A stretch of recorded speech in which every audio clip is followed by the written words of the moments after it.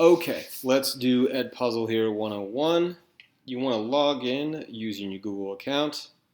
Clearly you're going to say I'm a teacher unless you don't want to do any of these things. Please use your DPS account so we can link to East High School. The cool thing is it's going to ask you questions when you begin. Make sure you just tell them all the information, email address, then you have to confirm it, and it's going to ask you where you teach. It will find our high school. We currently have 19 teachers at East using it, so it's pretty sweet. Hopefully we'll get some more. My content will be blank for you, but here are examples of mine. I'm going to delete these two because these are just pilots. Okay, EdPuzzle Basic, just a heads up, has a maximum of 20 videos you can store unless you want to upgrade, but by the time you get to video 20, you're past those units, you can just delete them.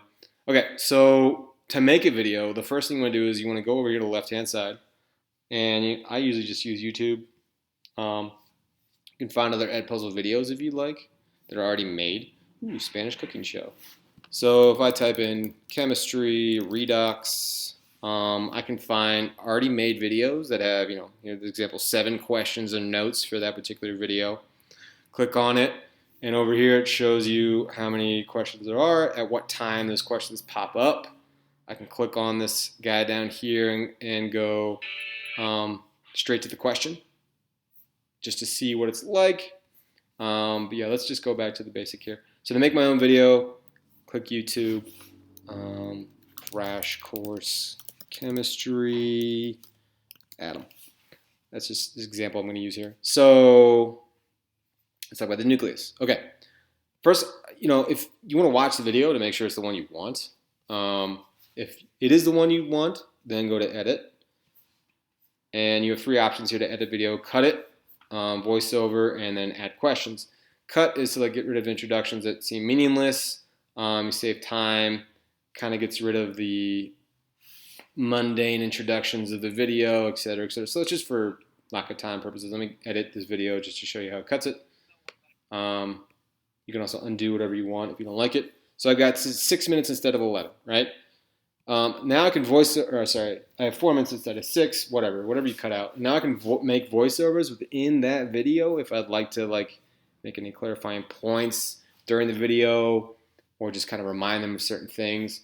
If you don't like listening to your own sound of your voice like I do, I just use questions. There are 3 options here. I use note just to say, hey, this is important. Take a note about this section of the video, right? It talks about the nucleus. You might want to know the 3 types of subatomic particles, what have you. You can even insert links to certain videos about that note. You can add images. Hey, draw this image of the atom in your notebook, etc., or take a mental note.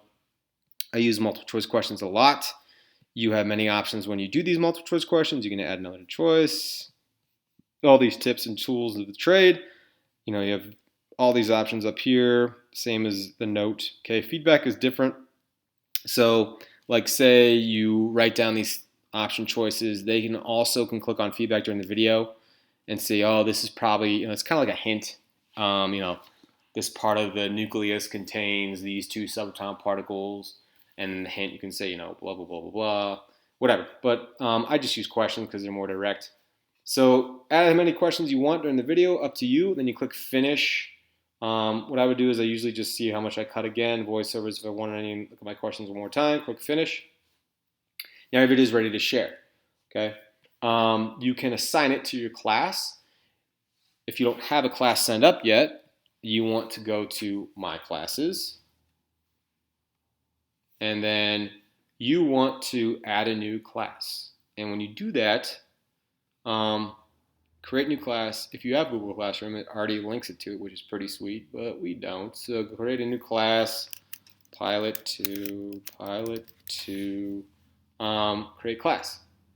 Now, you want to invite students so they can get into EdPuzzle. And they need this code to do so. So you have to copy the link, go to Schoology, and if you notice, I already have an EdPuzzle join code here, okay? And you just create that link, and then you're ready, okay?